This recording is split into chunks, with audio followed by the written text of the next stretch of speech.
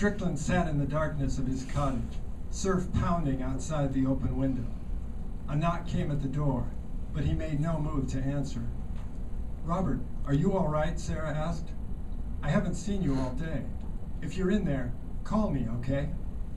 Strickland listened as her footsteps faded into the night. He stared at the softly glowing digital clock on the wall. Compared with the antiques he had experimented with as a boy, it seemed strange. Coursing electrons and glowing displays had replaced the gears, springs, and hands of his childhood. After sitting silently for another half hour, he finally decided to retrieve Sarah's note and let her know he was back in the compound. As he stepped outside to get the message, the glowing red retinal scanner near the door caught his attention. The security eye seemed to scrutinize him as he stared into its pulsing red depths. Just as he re-entered the cottage, note in hand, the digital clock struck 9 p.m. Despite its electronic origin, the chime was an almost exact recreation of his grandfather clock back in Rockville. The low, droning tone faded into the distant whoosh and sigh of the surf. But there in the darkness, Strickland's eyes were suddenly wild and alive.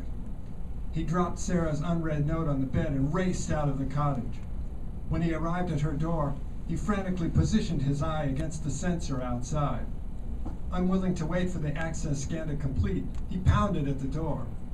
Sarah opened it, startled by his wild look. "My God, Robert, what's wrong? Are you all right?" "No, I mean yes." He quickly sat down on the rattan chair before her. "We have to move ahead," he blurted out. "With what?" she asked, mystified. "Letting Tellison perform the DNA assembly. I understand it now," he said, still catching his breath. "This is what we're supposed to do." "Robert, are you out of your mind? Did you ever read Arthur C. Clarke's 2001, he asked, ignoring the question. "No, but I saw the movie. The movie doesn't do it," he interrupted. Most people who saw it completely missed this point, but there was a powerful conceptual symmetry to the existence of the monolith on the moon. It was placed there as a timing device. Whoever put it there knew that the very act of being able to get to the moon, to find the monolith in the first place, ensured that we'd be ready for the next step in our evolution. It was a cosmic stumbling block, a test. "And this has what to do with the Shroud?" she asked, still baffled. "Don't you see? Maybe this is the same thing. You made it fall into place when you said, 'If you build it, he will come.'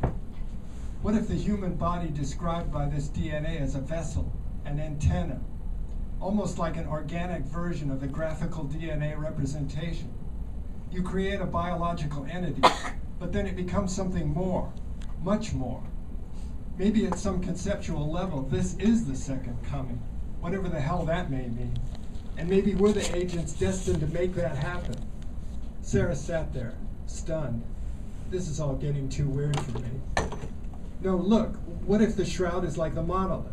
It was left behind for a purpose, again, as a timing mechanism. It's been sitting there for over 2,000 years, waiting for this exact moment in history when we're finally able to do what we were meant to do. I don't claim to know exactly what's supposed to happen, but maybe we're not playing God. Maybe God, whoever or whatever that might mean, is playing us.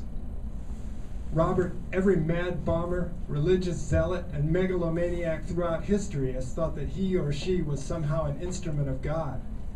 And that's exactly what the crazies who tried to kill us were telling themselves."